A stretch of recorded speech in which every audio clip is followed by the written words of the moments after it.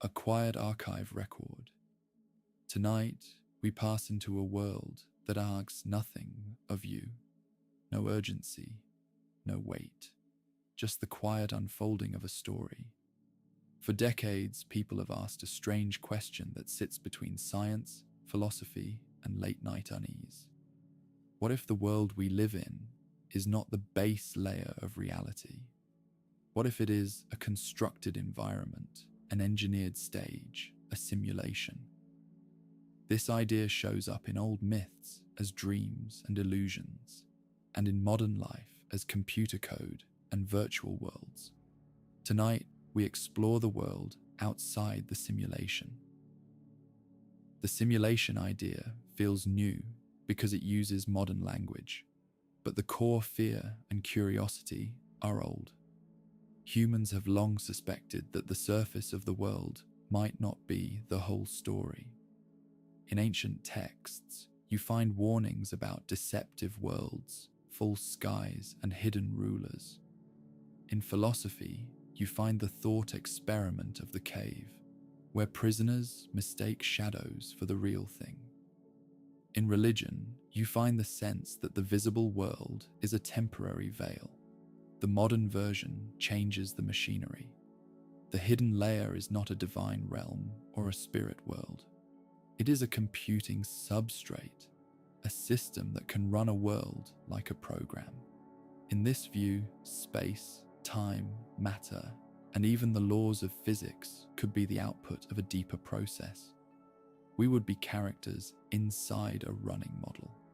There are at least 3 reasons this idea keeps coming back. First, our technology keeps moving toward making copies of reality. We can build game worlds, physical simulations, and artificial minds. The closer we get, the more we wonder if someone else already crossed that line. Second, physics is strange. At small scales, the universe looks quantized. Some quantities come in steps, some outcomes appear probabilistic, and some features of the cosmos look finely tuned for complex structure. People debate what these facts mean, but they leave room for questions. Third, the simulation idea creates a sharp image of an outside.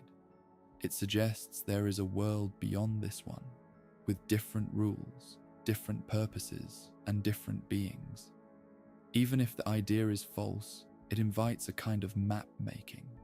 If there is an outside, what would it be like? To explore the world outside the simulation, we have to be careful about what we mean by outside. There are 2 meanings. One meaning is physical outside, like a computer sitting on a desk. The simulated universe is the screen. Outside is the room that contains the device. The other meaning is logical outside, like the part of a system you cannot observe because the rules prevent you from reaching it. In that case, the outside might not be in a different space. It might be a deeper layer of explanation. In either case, the first problem is evidence. Inside a simulation, the simulation could control what you see. So how would you ever know? That question leads to 2 approaches. One approach tries to find seams. If a simulated world is built with limited resources, maybe it has shortcuts. Maybe there are artifacts. Maybe there are limits that look like design. Another approach does not look for glitches. It uses probability and reasoning about future technology. If advanced civilizations can run many simulated worlds, and if simulated minds can be conscious, then maybe most observers are in simulations. In that case, it would be statistically likely that we are too. But even if that logic is persuasive, it still does not tell us what the outside is like. It only hints that an outside may exist. So tonight, instead of arguing only about whether we are in a simulation, we will treat the outside as a target of analysis. We will ask what kind of outside would be required by different versions of the hypothesis. We will ask what constraints physics and computation place on any simulator, and we will ask what the goals of a simulation might be, because goals shape environments. We also need to separate the simulation hypothesis from related ideas. A simulation is a model that produces the behavior of a world. That does not necessarily mean it is fake in the sense of being nothing. If your world is computed, your experiences are still experiences. Pain still hurts. Love still matters. A simulated city can still be a city to those who live in it. Another idea is solipsism, the view that only one mind exists. That is different. A simulation can contain many minds. Another idea is that the universe is mathematical in some deep sense. That is also different. A simulation is an implementation. Mathematics is a description. Now we can begin building possible pictures of the outside. Picture 1 is the literal computer model. In that picture, there is a host reality with hardware. The simulated universe runs on it.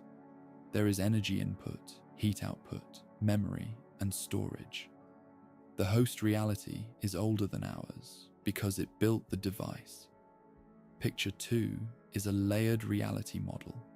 In that picture, the outside is not a desk and a machine. It is a deeper physical layer that can generate worlds like ours as a special case.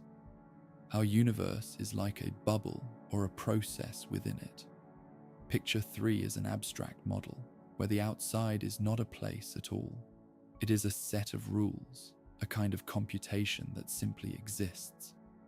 In that view, the question of who runs it may not even apply. Each picture creates different expectations. If there is hardware, then computation has costs. That means the simulator must budget resources. That could create limits. If there is a deeper physical layer, then our laws may be emergent. That could mean the outside has different constants, different dimensions, or different kinds of matter. If the outside is abstract, then the outside might be impossible to describe in everyday terms. It could be more like pure structure. Most popular versions assume picture 1 or 2. They assume some kind of beings and some kind of substrate. So what would beings outside be like? There is a temptation to imagine them as humans with better computers. But that is only one possibility. They could be biological, synthetic, or something we cannot categorize. Their timescale might be different. Their sensory systems might be wider.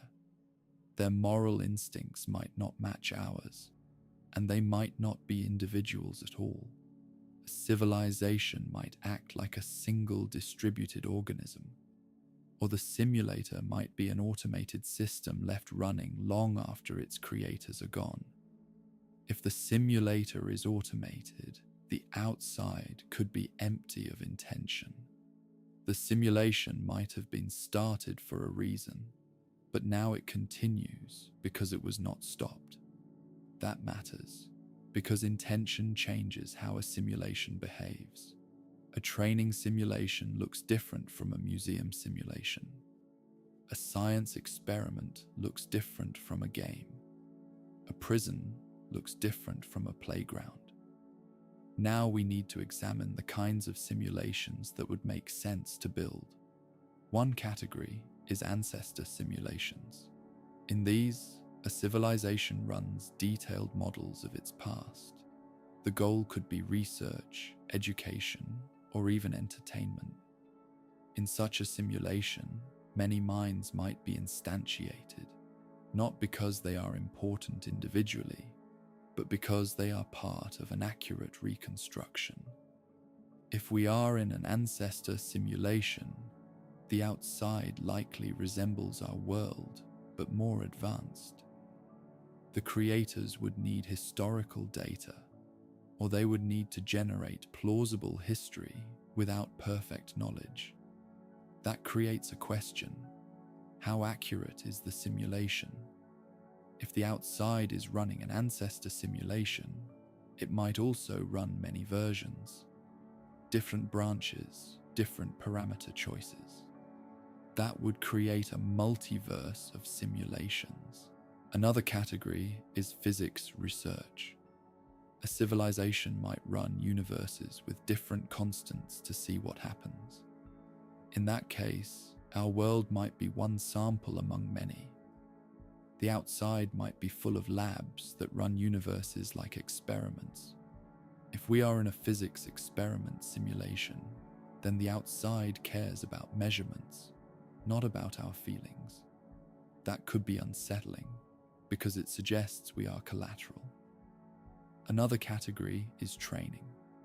A simulation might exist to train minds, like pilots in flight simulators, but at the scale of a world.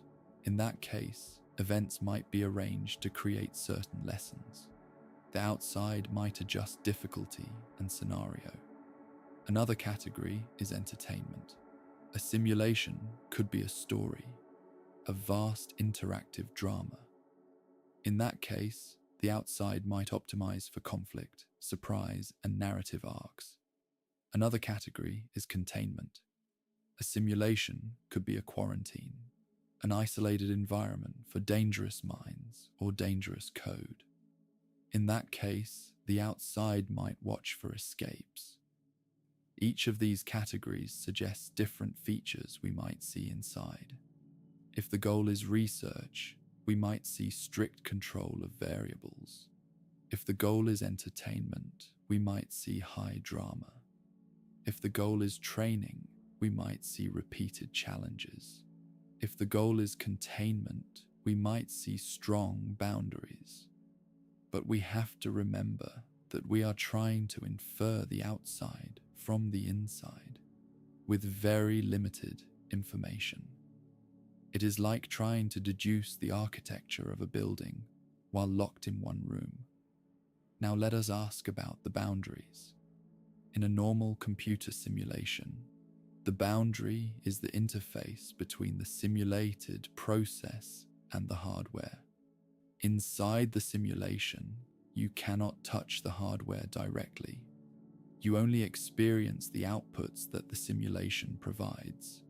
So how could an inside observer ever detect the boundary? One way is through resource limits.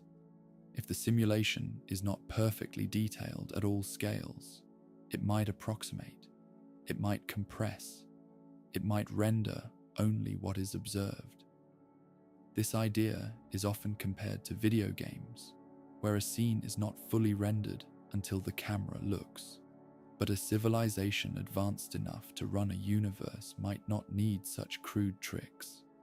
Still, even advanced computation must manage complexity. In physics, there are hints that nature might have limits that resemble computational constraints. The speed of light is a maximum signal speed. Quantum uncertainty limits what can be known at once. The Planck scale suggests a smallest meaningful length. These facts do not prove simulation, but they are compatible with a world where information has discrete structure. If the outside uses discrete time steps, we might expect a maximum frequency for events. If the outside uses a grid, we might expect anisotropies at very high energies. Physicists have looked for such signs, like violations of Lorentz invariance.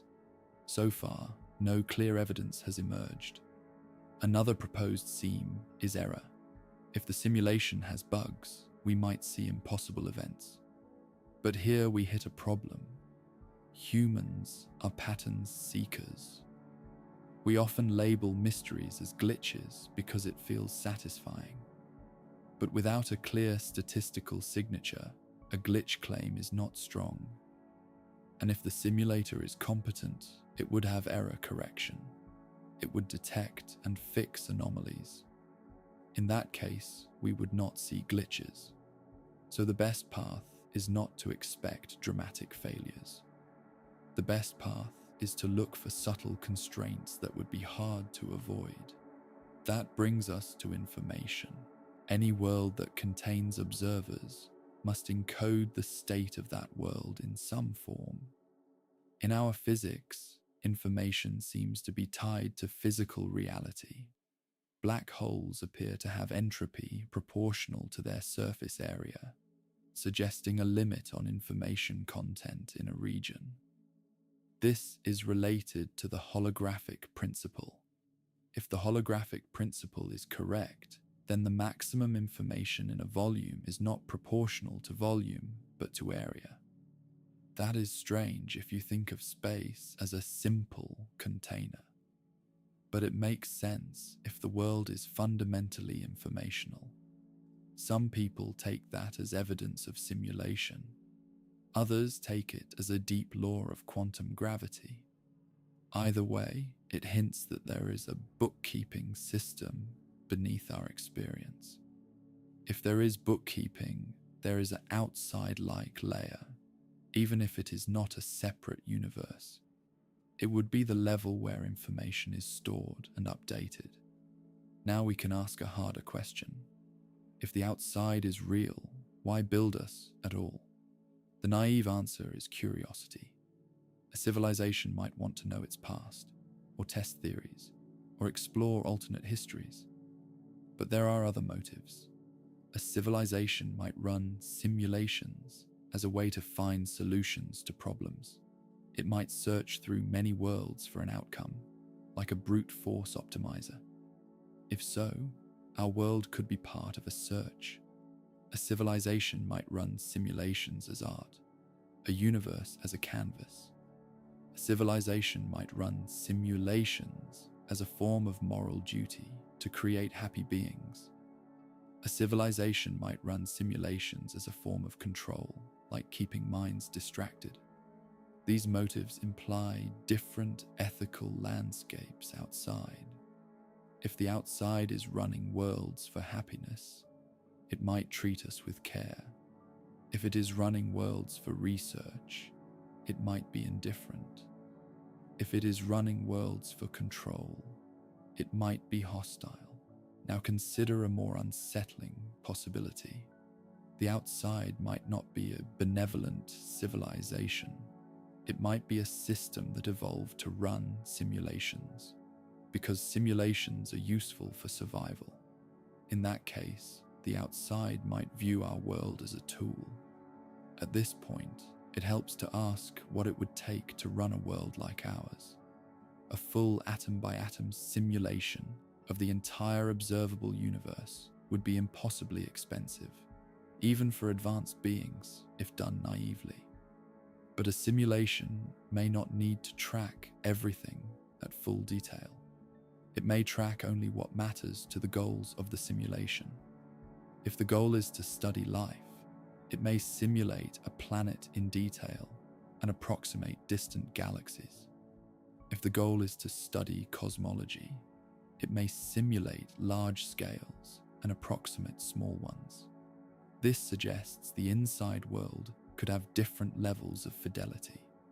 One idea is that the simulation could be observer-centered. It could allocate resources where observers are and reduce detail where no observer will ever check. If that is true, then the outside might be able to cheat. It could save computation by not simulating a detailed past until needed. It could generate consistent memories and records on the fly. That sounds like a plot device, but it is also a real computational idea. Many systems use lazy evaluation. However, if the simulation wants to produce consistent physics and consistent history, cheating becomes risky. Any inconsistency could be detected. So a high-quality simulation would need strong consistency mechanisms. This leads to a strange conclusion. A simulation that contains serious scientists might have to be very good, because scientists look for seams. So the more intelligent and curious the inhabitants, the higher the cost to keep them fooled. That suggests two possibilities. Either we are not in a simulation and the world is just the world, or we are in a simulation that is so high fidelity that it hides its seams well. In the second case, learning about the outside becomes even harder, but not impossible to discuss, because even a perfect simulation must connect to something. So let us talk about that connection. In computer science, a program runs on a machine. The program has states. The machine has states.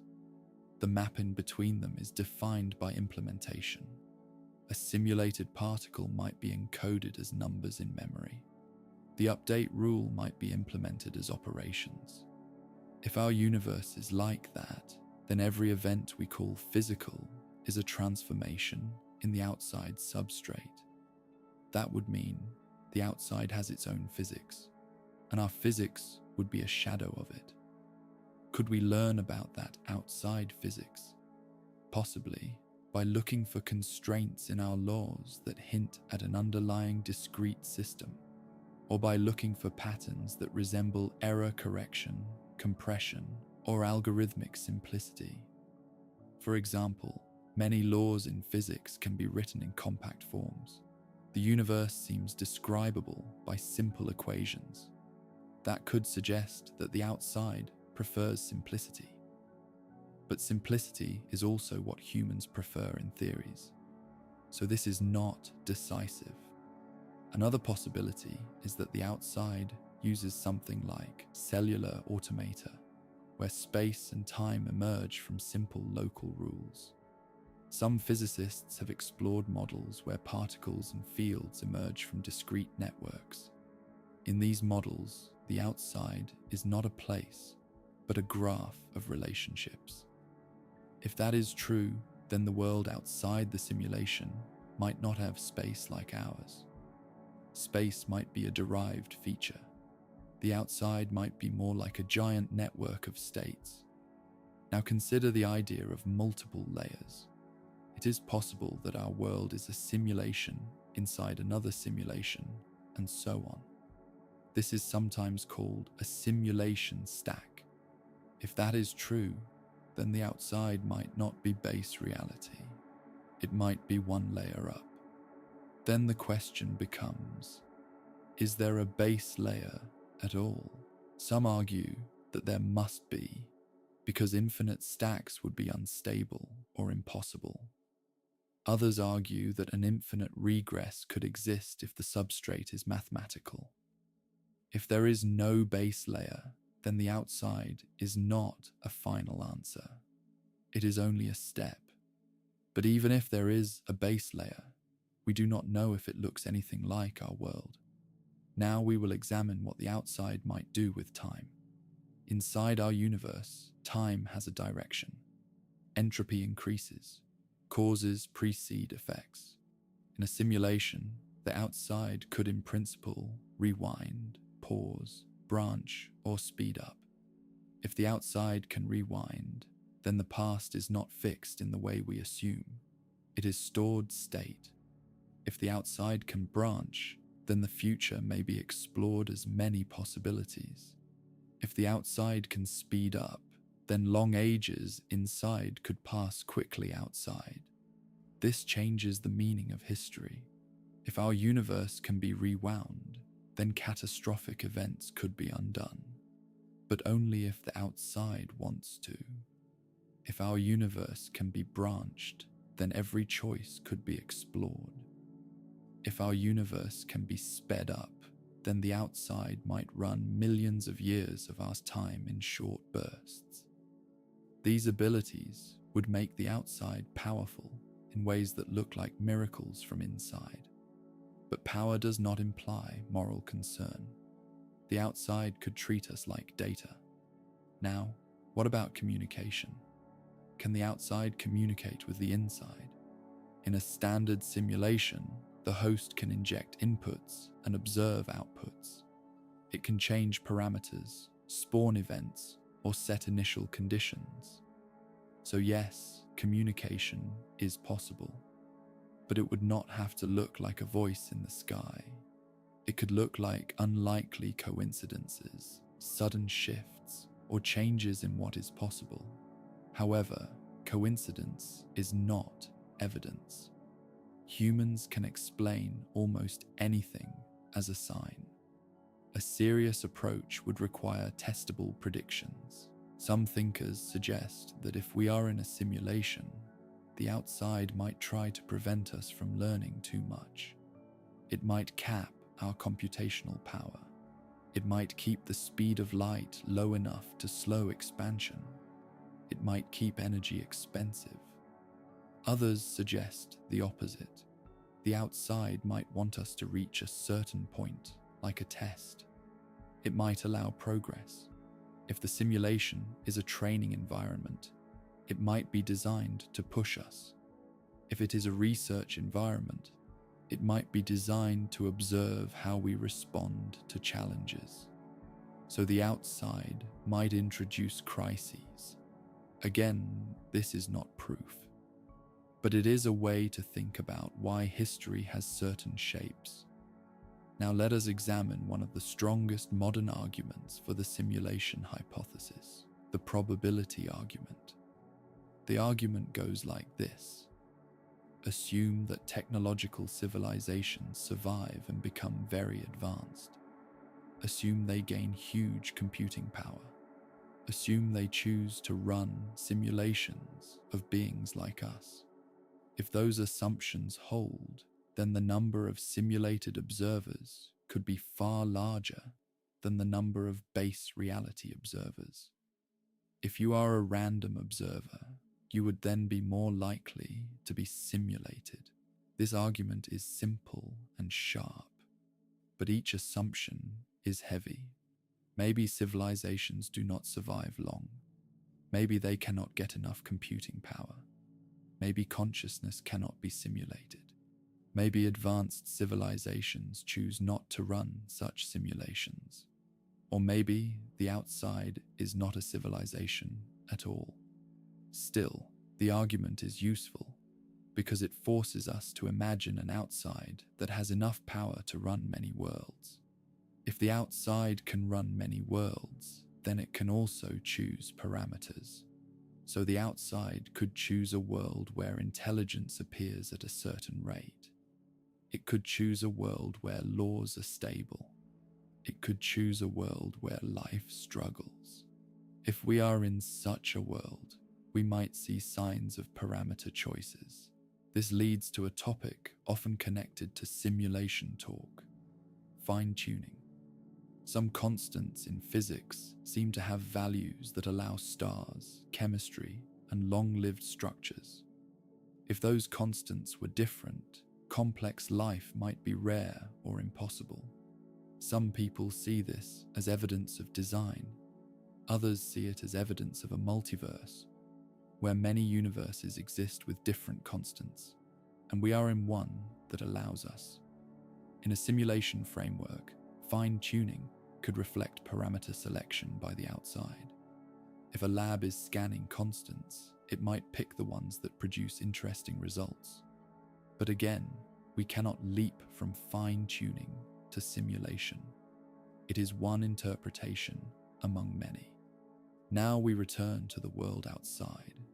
If the outside is running parameter scans, then outside reality may contain a large number of universes in storage, like files. It may have catalogs of outcomes. It may have metrics.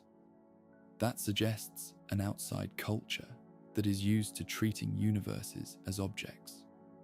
In such a culture, the moral status of beings inside could be debated or ignored. Now we need to talk about a different edge, the possibility of escape. Can anything inside a simulation reach the outside? In normal terms, no. A program cannot climb out of the computer. But there is a subtler idea. If the inside can build messages that affect the outside, it could influence outside behavior. For example, if we create something that the outside finds valuable, it might respond. Or if we create something dangerous, it might shut the simulation down. Some people have proposed that advanced AI inside a simulation could attempt to hack the outside. It might exploit bugs in the simulation engine. This sounds like science fiction, but it is grounded in a real concept. Any complex system can have vulnerabilities. If our universe is software, then vulnerabilities might exist. However, a simulator capable of running a universe might also be capable of securing it, and a vulnerability that lets you reach the host would likely be patched quickly. So escape is not a practical plan, but it is a way to think about the boundary. The boundary is not only a wall, it is a controlled interface. Now we consider the emotional weight of the outside. If there is an outside, what does it mean for meaning? Some people feel that simulation would make life pointless because it would be fake. Others feel the opposite. If the world is built, it might have a purpose. But purpose depends on who built it and why. If the outside built the simulation to study suffering, that would be dark.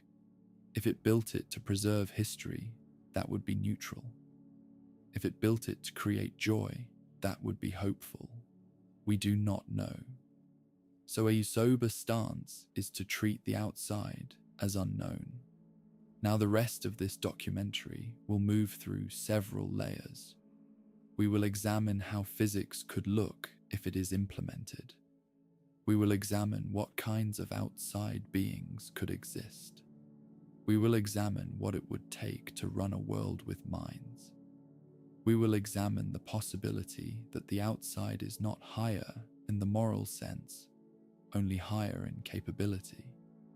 And we will examine what the outside might do as our technology improves. Because if we are in a simulation, our progress matters. At some point, we might become capable of running our own simulations. And then the mirror becomes sharp. If we create worlds with minds, what will we owe them?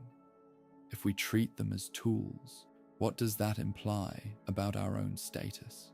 And if we choose not to create them, what does that imply about the outside? These questions do not require belief in simulation. They are questions about power and responsibility. So we begin with a basic technical point. Computation requires a substrate. Even if the outside uses physics far beyond ours, it still must have some way to represent states and update them. That means that, in some sense, the outside must have memory.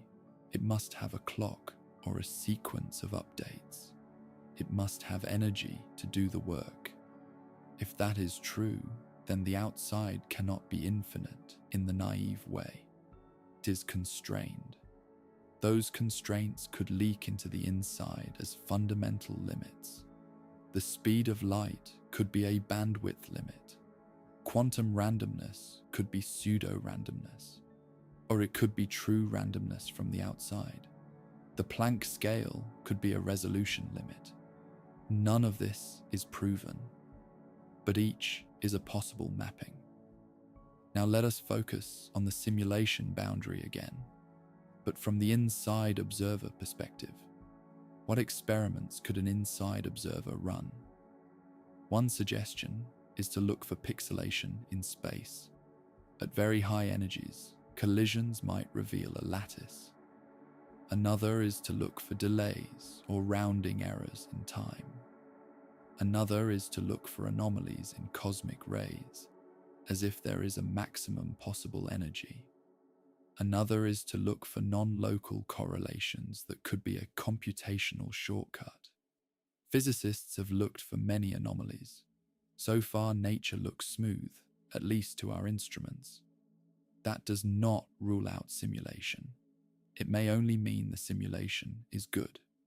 Now we will move into a philosophical layer. If our world is simulated, is it less real? Reality is often defined as what can affect you. On that definition, the simulated world is real to you. If you cannot step outside it, it is your reality. So the outside is not a threat to your daily life. It is a deeper explanation. But the outside could be a threat in another way. If the outside can stop the simulation, then our world is fragile. In a base reality, a universe might also be fragile, but at least it is not dependent on a switch, unless it is. This leads to a disturbing thought. Maybe all realities are dependent on something. Maybe dependence is universal. Now we will explore possible clues about the outside that come from our own behavior. Humans build models. We build games. We build stories. We build training environments. If the outside is like us, then it might build simulations for similar reasons. But the outside might not be like us, so we must not assume. Instead, we can look at what kinds of simulations are stable. A stable simulation is one that can run without constant intervention. That suggests rules that produce robust worlds. Our universe is robust. It produces stable atoms, stable stars, stable chemistry. That could mean the outside chose rules that yield stability, or it could mean that stability is common. Either way, it tells us that the outside did not choose a chaotic rule set unless chaos was the goal. Now we will discuss a hypothesis called computational irreducibility. Some systems cannot be predicted faster than running them. You cannot shortcut the outcome. If the universe has that property, then even an outside simulator might need to compute events step by step. That would limit its ability to compress. If so, running a universe like ours might be expensive. That raises the question again: why pay the cost? To answer, we can look at what a universe like ours produces. It produces intelligence. It produces art. It produces technology. It produces unpredictability. Those outputs might be valuable to the outside. If the outside is searching for novel ideas, then simulating minds could be a way to generate them. In that case, the outside might be using us as a creativity engine. This is an unsettling thought, but it is plausible. Now consider the possibility that the outside is us. In an ancestor simulation, the outside might contain our descendants. If so, the world outside the simulation might have familiar ethics, familiar curiosity, and familiar conflicts. It might also have strong motives to hide itself, to avoid contaminating the simulated past. So if we are in an ancestor simulation, we should not expect contact. We should expect silence. Silence, however, is what we already have. So this does not help us decide. What it does help us do is outline an outside that is quiet, advanced, and cautious. Now we will move toward the idea of base reality. What could base reality be like? Our universe has 3 dimensions of space and 1 of time, at least at everyday scales. Base reality might have more. In some theories, extra dimensions exist but are compactified. If that is true, the outside might be a higher dimensional space, and our universe might be a lower dimensional slice. If that is the case, then the outside could interact with us in ways we do not understand. It could also have forms of matter that do not appear in our physics. From inside, such interactions might look like anomalies. But again, we see no clear anomalies. Now we will turn to a topic that feels separate but is crucial: consciousness. If we are in a simulation, then our minds are either simulated or they are linked. Some people propose that the simulation only simulates the physical world, and minds exist outside. connected like users in a virtual reality headset. In that model, the outside contains the true selves, and this world is a kind of experience. That would make the outside more like a place of minds than a place of machines. But it raises problems. It would require a mapping between outside minds and inside bodies. It would also suggest that death here is like logging off. This is a familiar idea in some spiritual traditions, but it is not a scientific claim unless it makes predictions. Another model is that minds are fully computed inside. In that case, consciousness is an emergent property of information processing. If that is true, then simulated minds could be fully real. And then the outside has an ethical problem. It is creating conscious beings. This will matter later.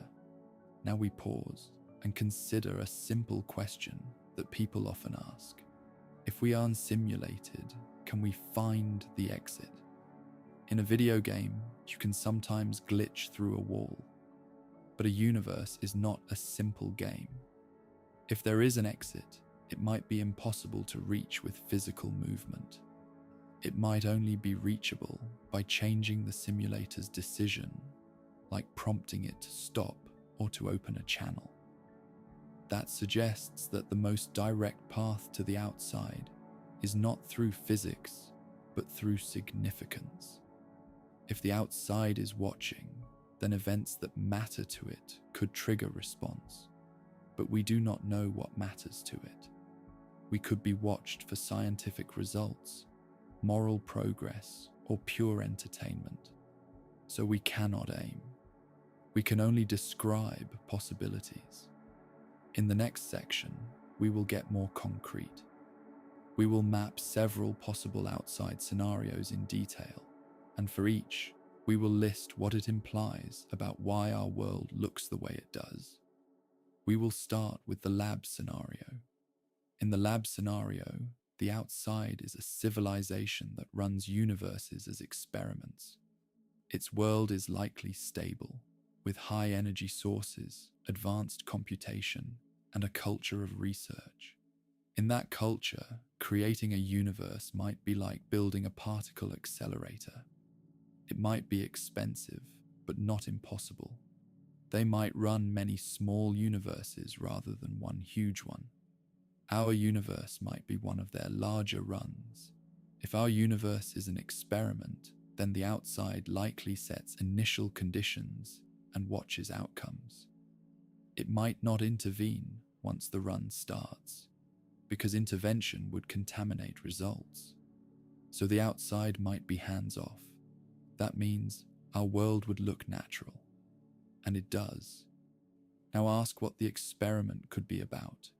It could be about structure formation, like galaxies. It could be about life. It could be about intelligence. It could be about ethics. If it is about ethics, then they might measure suffering, cooperation, violence. That is a disturbing thought, but it is not impossible. Humans run ethical experiments too, though with limits. An outside civilization might have different limits. If it is about intelligence, then they might be waiting for a signal, like a milestone. They might be waiting for us to discover something, or they might be waiting for us to create our own simulations as a sign that we have reached a certain level. That could be the point. Now consider a second scenario, the museum scenario. In the museum scenario, the outside is preserving a past world, like an interactive history exhibit. In that case, accuracy matters. They would want the world to feel authentic. They might run it with minimal intervention. They might also restrict contact to keep the exhibit pure. That would again produce silence. Now consider a third scenario, the training scenario. In the training scenario, the outside is shaping minds. The world is a curriculum. Events are lessons. The outside might intervene more. It might adjust difficulty. If so, History might have patterns of challenge and response. But history is complex. It can be read as a curriculum or as chaos. So this is hard to test. Now consider a fourth scenario, the entertainment scenario. In the entertainment scenario, the outside wants drama. It might prefer worlds with conflict. It might amplify certain story beats. If that were true, we might expect extreme events, frequent twists. Our history does have extreme events, but it also has long, quiet stretches. So again, not decisive. Now consider a fifth scenario, the containment scenario. In the containment scenario, the outside wants isolation. It might keep dangerous minds inside, unable to reach base reality. In that case, the outside might monitor for attempts to escape. It might restrict our technology. It might set hard limits on energy and speed. It might keep us from leaving the planet. But we are beginning to leave. So either containment is not the goal, or the containment is more subtle. Now we ask about a different possibility. The outside might not be a civilization at all. It might be an automated process, like a universe generator. It might produce worlds because that is what it does. In that case, there might be no purpose. The outside would be more like a law. If so, the phrase world outside the simulation becomes misleading. There is no one outside. There is only a deeper rule. This is closer to some ideas in physics, where the universe emerges from information. In that view, the outside is not a place, but a theory. To go further, we need to stop treating the outside as a single guess and start treating it as a set of constraints. If the world is simulated, there are three basic layers we can talk about. The first layer is what we experience, the visible universe, the laws of physics as we measure them. The second layer is the simulation implementation, the hidden update rules, the data structures, the equivalence of memory and compute, and the boundary conditions. The third layer is the host context, the place, system, or reality in which the simulation is running. Most debates mix these layers together. People jump from a quantum fact in the first layer to a confident story about alien programmers in the third layer. A sober documentary approach does something else.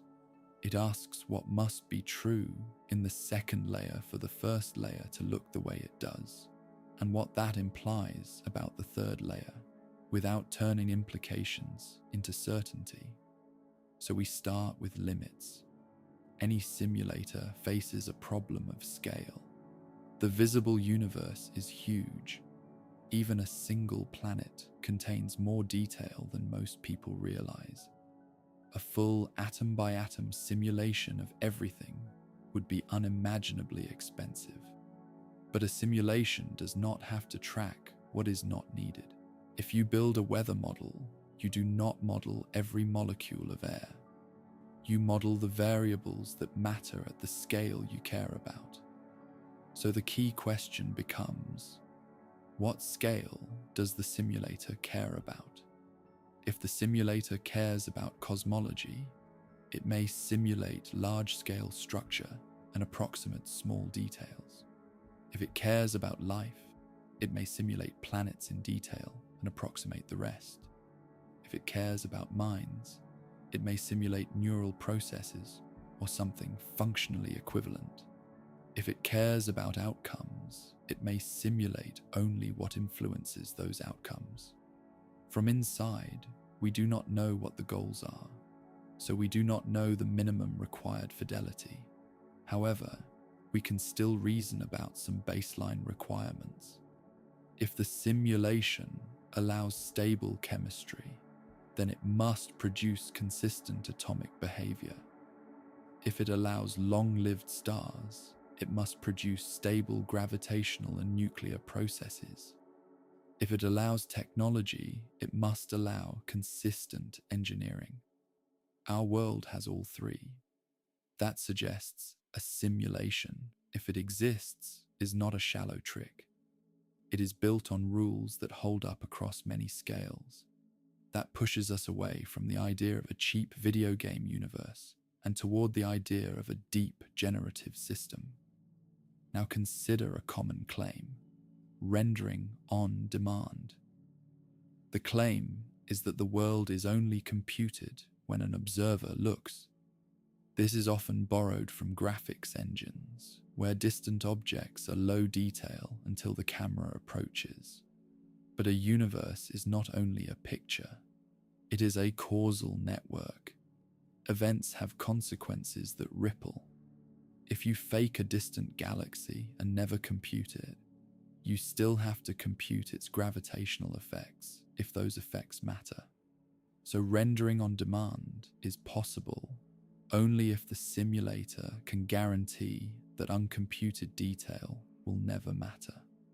That is easier than it sounds if the simulation has strong boundaries.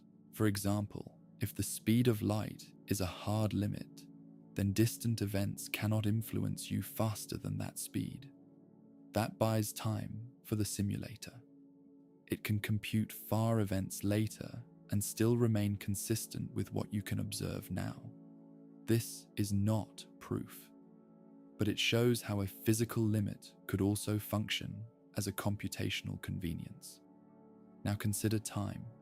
Inside our world, we experience continuous time, but physics already suggests time might have a smallest meaningful scale. If time is discrete in the simulation implementation, then the simulator updates the universe in steps. A step-based universe could still look smooth if the step size is extremely small. If so, then the outside might have a clock, or at least a notion of ordered updates. But if the outside has a clock, then the outside has its own time. This is one of the strongest hints that the outside, if it exists, is a physical context, not a purely abstract one. Now we ask about information storage. If the universe is computed, its state must be represented. In our physics, there are hints that information is limited in a region, like the black hole entropy bounds. If those bounds reflect a deeper bookkeeping, then the simulation might store state on a boundary surface, not throughout a volume. That is consistent with the holographic principle. If the holographic principle is true, then space as we experience it might be emergent from a lower dimensional process. In that view, the outside is not necessarily a room with a computer.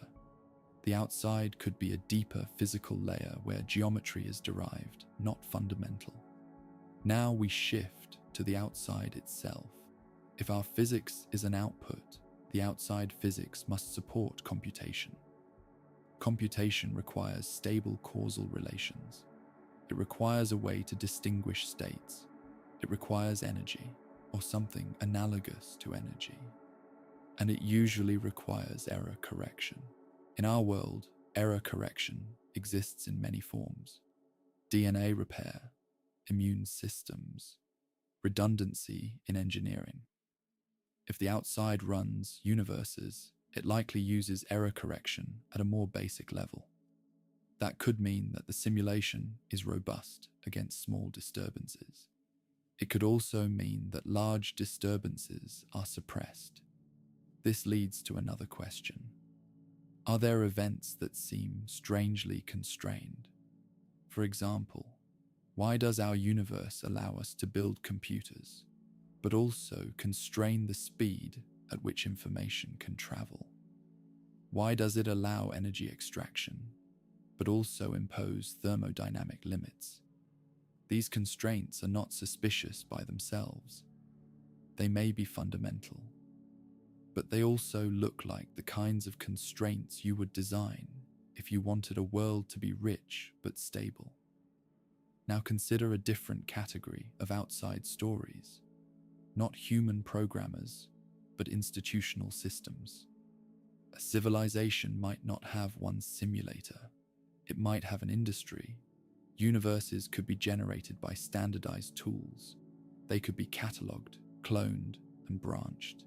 They could be sold, rented, or archived. If so, the outside might treat universes the way we treat servers. Some are production, some are test. Some are abandoned, but still running.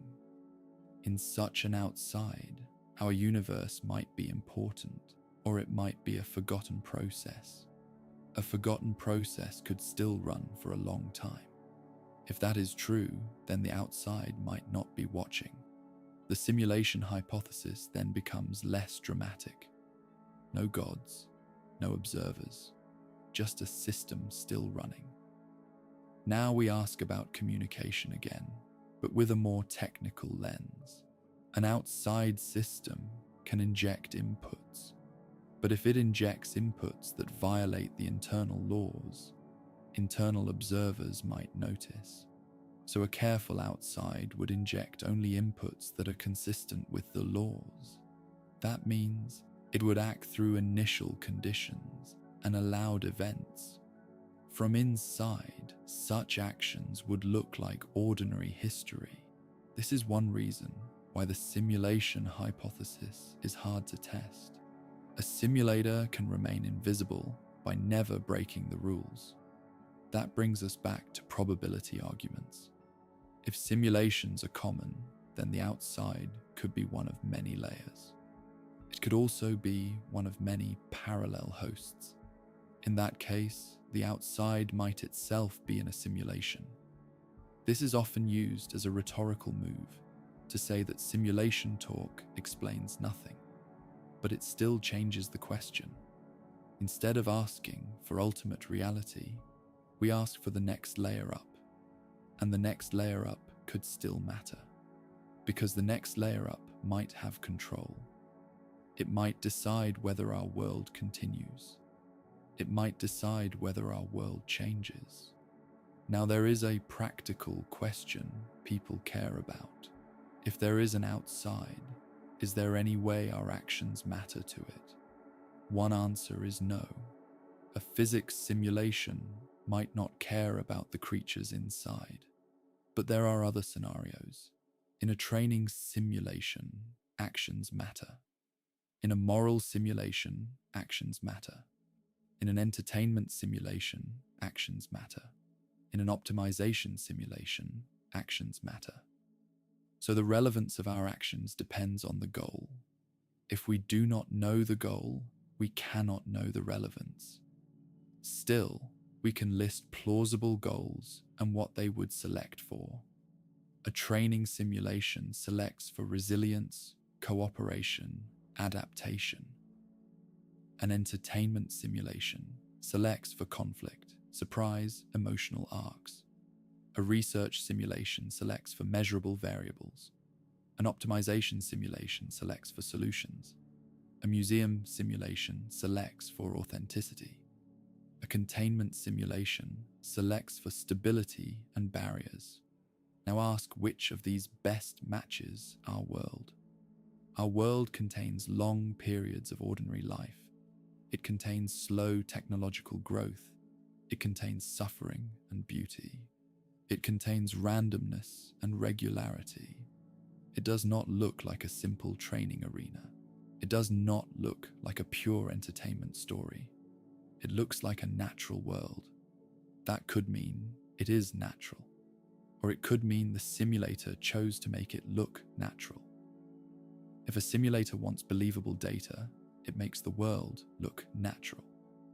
So appearance alone does not decide. This is why many people shift toward physics-based clues. They ask, does physics show signs of being computed? This is where ideas like digital physics come in. Digital physics proposes that the universe is fundamentally informational, not metaphorically, literally. If so, the laws of physics might be like algorithms. Particles might be like excitations in a computational medium. Space might be like a network, time might be like update steps. In that view, the outside is the medium. But digital physics does not necessarily imply an external programmer. It could be that the medium is what exists. So again, we separate computation from intention. Now consider a more grounded question. If our world is simulated, how big is the simulation?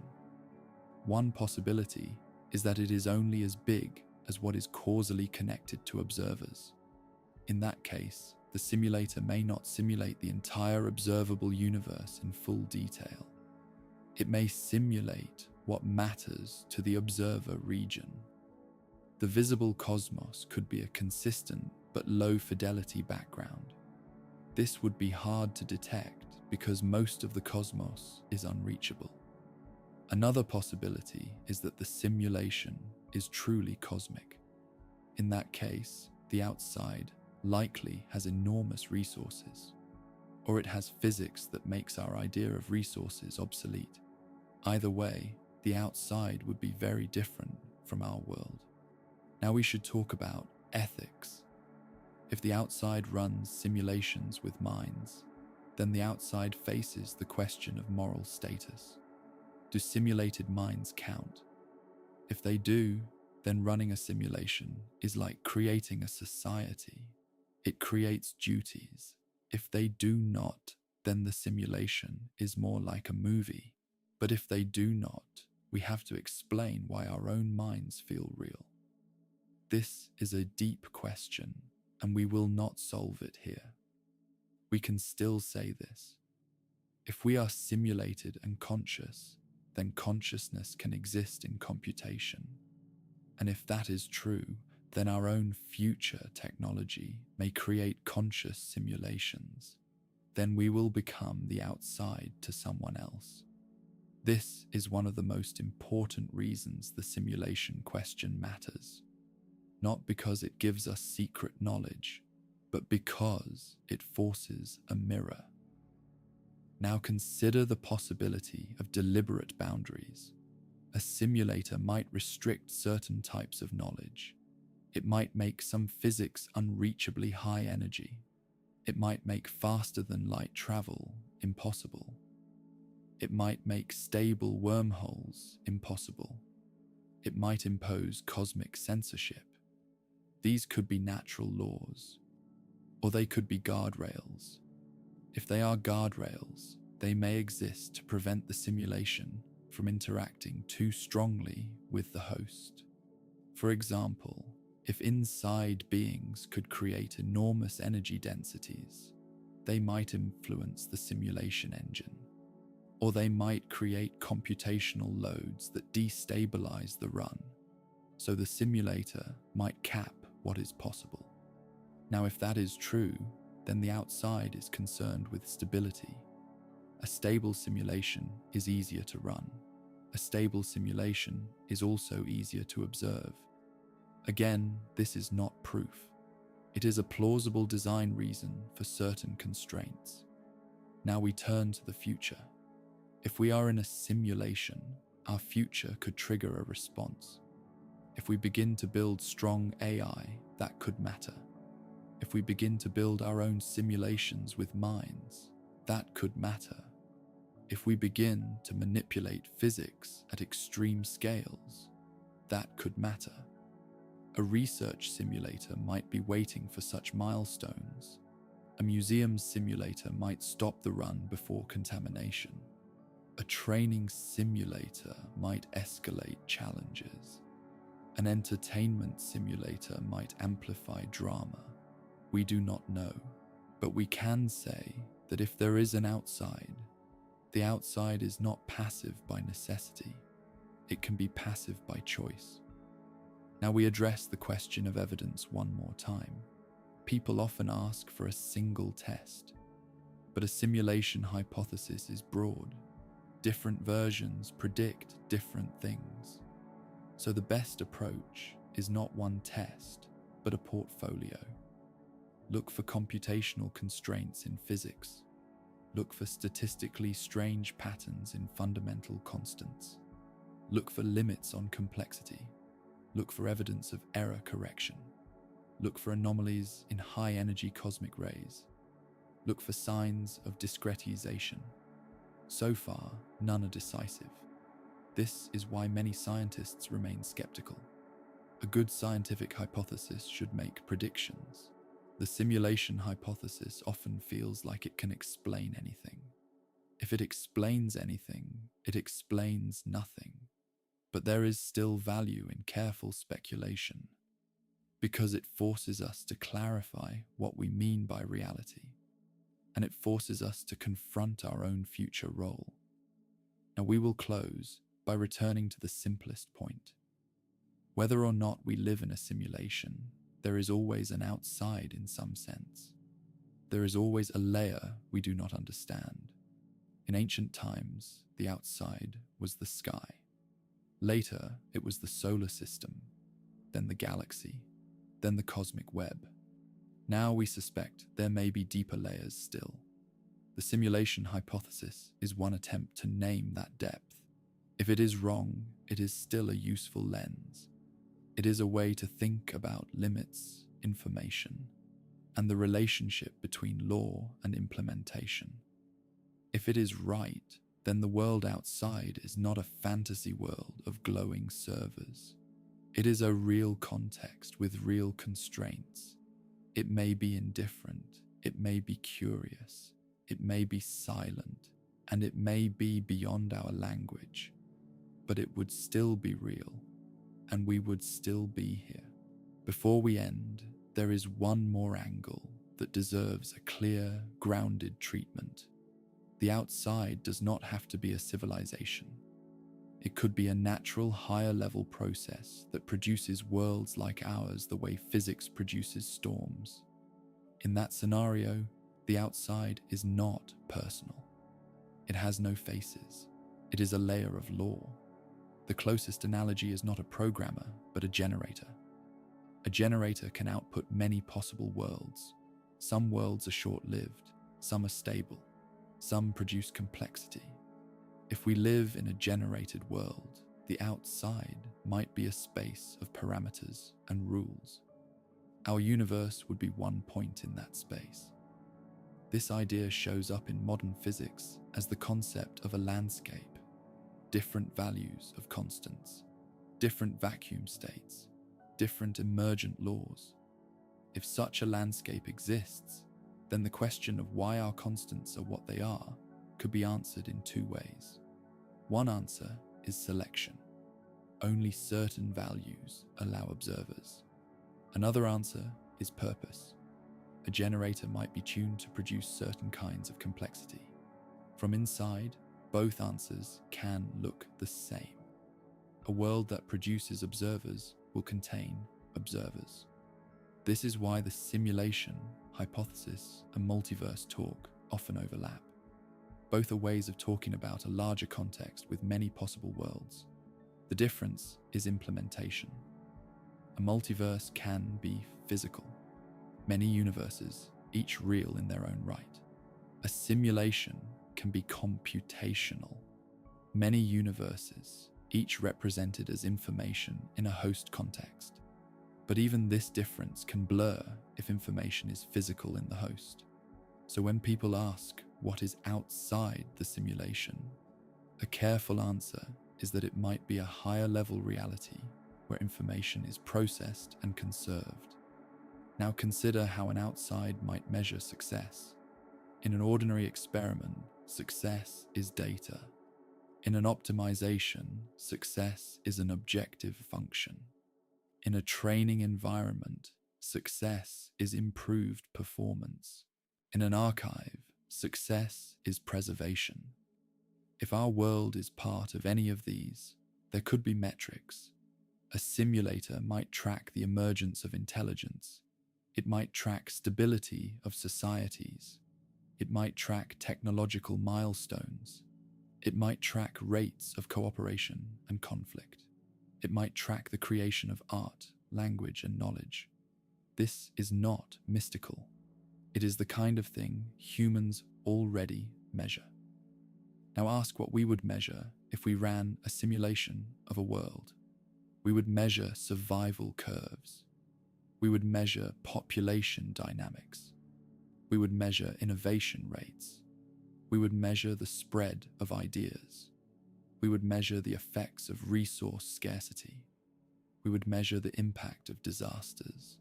These are the same features we see in our own history. So, if the outside exists, it might not need to intervene. Watching could be enough. This brings us to a final possible meaning of outside. Outside might simply mean the part of reality that we cannot reach, because our tools and senses are tuned to this layer. In that sense, the outside could be everywhere, even here. It could be the deeper structure of space-time. It could be the deeper reason the equations work. It could be the hidden constraints that make a universe consistent. If so, then the world outside the simulation is not far away. It is close. It is the foundation. And our best way to approach it is the slow, careful work of understanding, not by chasing dramatic glitches, but by building models that make tighter predictions, not by turning every coincidence into a sign, but by respecting uncertainty. This is where the documentary tone matters. We can take the question seriously without turning it into a belief system. We can admit we do not know, while still mapping the space of possibilities. So we end with a simple summary of what we have established. If the simulation hypothesis is false, the outside is still the unknown depths of physics.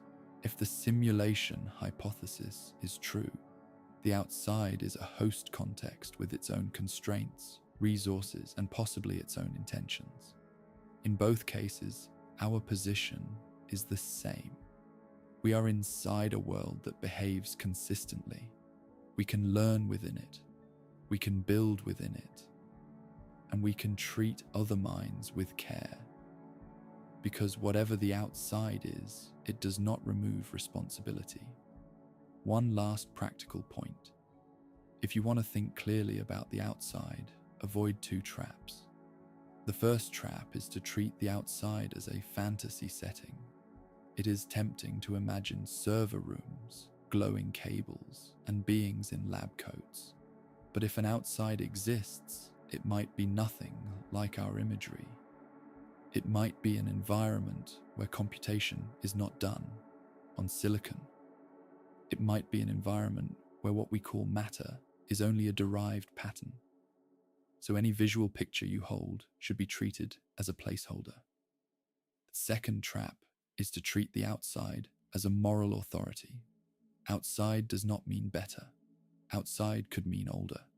Outside could mean more capable. Outside could mean simply different. A simulator could be brilliant and careless. It could be powerful and indifferent. Or it could be limited and struggling. So do not assume that outside implies wisdom. If the outside is a civilization, it may have its own politics, mistakes, and incentives. If the outside is an automated system, it may have no moral sense at all. This is why the simulation hypothesis does not answer the oldest human questions. It does not tell us what is good. It does not tell us what is right. It does not tell us what the purpose is. It only shifts the location of the mystery. And that is still valuable, because it reminds us that the universe, whether simulated or not, may have deeper layers than our instincts expect. This was a quiet archive story, where the story ends, sleep begins,